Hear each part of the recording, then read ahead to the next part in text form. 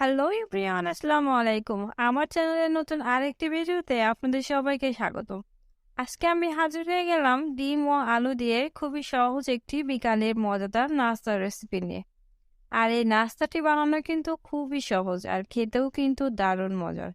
তো চলুন কথা না বাড়িয়ে মূল ভিডিওটি শুরু করি।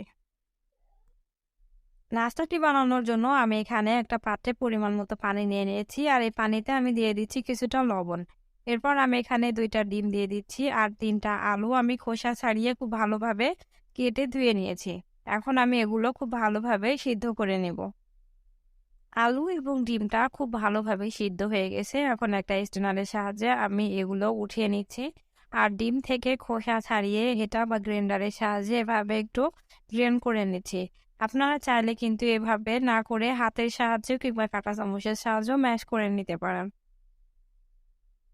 আমি ডিমটা খুব ভালোভাবে ম্যাশ করে নিয়েছি। এখন আমি সেম ভাবে সিদ্ধ করে রাখা আলুগুলো এভাবে হাতের সাহায্যে খুব ভালোভাবে আমি একটু ভর্তা করে নিব। আমার আলুগুলো কিন্তু খুব ভালোভাবে মিহি করে ভর্তা করা হয়ে গেছে। এখন আলু এবং ডিমটাকে আমি খুব ভালোভাবে একটু হাতের সাহায্যে এভাবে মিশিয়ে নিব। আলু এবং ডিমটা খুব ভালোভাবে আমি এভাবে মিশিয়ে নিয়েছি। এখন আমি এর ভিতরে দিয়ে দিব কিছু পেঁয়াজ কুচি আর দিয়ে দিব 2 টেবিল চামচের মতো চিলি ফ্লেক্স।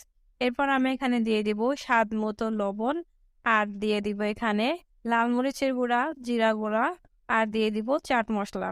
এরপর আমি এখানে দিয়ে দিব 3 টেবিল চামচের মতো ময়দা। আপনারা এখানে ময়দার পরিবর্তে কর্নফ্লাওয়ার কিংবা আটাটাও ইউজ করতে পারবেন। এরপর সবগুলো উপকরণ আমি হাতের সাহায্যে খুব ভালোভাবে মিশিয়ে নিব। আর এভাবে মিশিয়ে আমি একটা সফট ডো তৈরি করে নেব। সবগুলো উপকরণ মিশিয়ে আমি একটা সফট ডো তৈরি করে নিয়েছি। দেখুন, এখন এই ডো থেকে এভাবে অল্প অল্প ডো নিয়ে এভাবে হাতের সাহায্যে ঘুরিয়ে ঘুরিয়ে আমি একটা গোল বল করে নিব।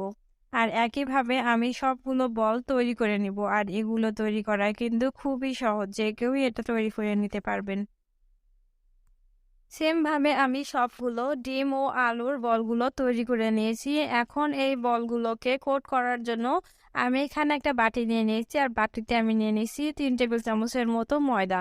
আর এর ভিতরে আমি দিয়ে দিচ্ছি পরিমাণ মতো পানি। এখন আমি এটাকে খুব ভালোভাবে মিশিয়ে নিব আর এটাকে একটা সফট মিক্সারে পরিণত করে নিব। দেখুন, মিক্সারটা কিন্তু খুব ভালোভাবে তৈরি হয়ে গেছে। এখন এখানে একটা একটা করে বল নিয়ে আমি এভাবে ময়দার ভিতরে কোট করে নিব। আর এখানে আমি বিস্কিটের গুঁড়া ব্যবহার করছি, আপনারা চাইলে এখানে ব্রেড গ্যামও ইউজ করতে পারেন। এরপর আমি সবগুলো এভাবে ময়দার ভিতরে কোট করে বিস্কিটের গুঁড়া লাগিয়ে নিব। সবগুলো বল আমি এভাবে বানিয়ে কিন্তু বিস্কিটের গুঁড়া এভাবে গড়িয়ে এক এক করে প্লেটে রেখে দিচ্ছি। আর এভাবেই কিন্তু আপনারা এগুলো ডিপ ফ্রিজে অনেক দিন ধরে সংরক্ষণ করেও রেখে দিতে পারবেন। আর এটা যখন খুশি ইচ্ছা বের করে জাস্ট ভেজে নিলেই হয়ে যাবে। সেম ভাবে আমি সবগুলো বল এভাবে বিস্কিটের গুঁড়া দিয়ে কোট করে নিয়েছি। এখন এগুলো জাস্ট ভেজে নিলে হয়ে যাবে। আর ডিম আলুর এই বলগুলো ভেজে নেওয়ার জন্য আমি এখানে একটা ফ্রাই প্যানে পরিমাণ মতো তেল নিয়ে নিয়েছি। আর তেলটা কিছুটা গরম হয়ে গেলে আমি এখানে দিয়ে দিচ্ছি সবগুলো বল। আর বলগুলো দিয়ে দেওয়ার পরে আমি এটা মিডিয়াম আঁচে হালকা ভেজে নিব। কারণ এগুলো যদি মিডিয়াম আঁচে না ভাজা হয় তাহলে উপর থেকে কালার চলে আসবে, কিন্তু ভিতরে কিন্তু কাঁচা ভাবটা থাকবে। তাই এটা মিডিয়াম আঁচে ভাজতে হবে।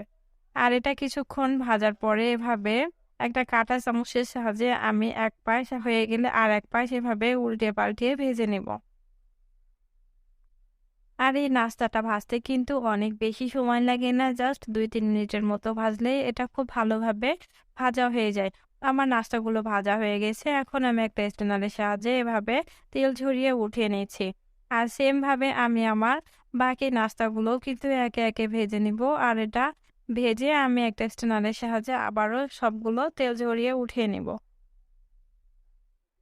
তৈরি হয়ে গেল খুবই সহজে ডিম ও আলুর মজাদার নাস্তা। আর এই নাস্তাটি বানানো কিন্তু খুবই সহজ। সকালে কিংবা সন্ধ্যায় চায়ের সাথে বা বাচ্চাদের টিফিনে কিন্তু খুব সহজেই এই নাস্তাটা আপনারা বানিয়ে দিতে পারবেন।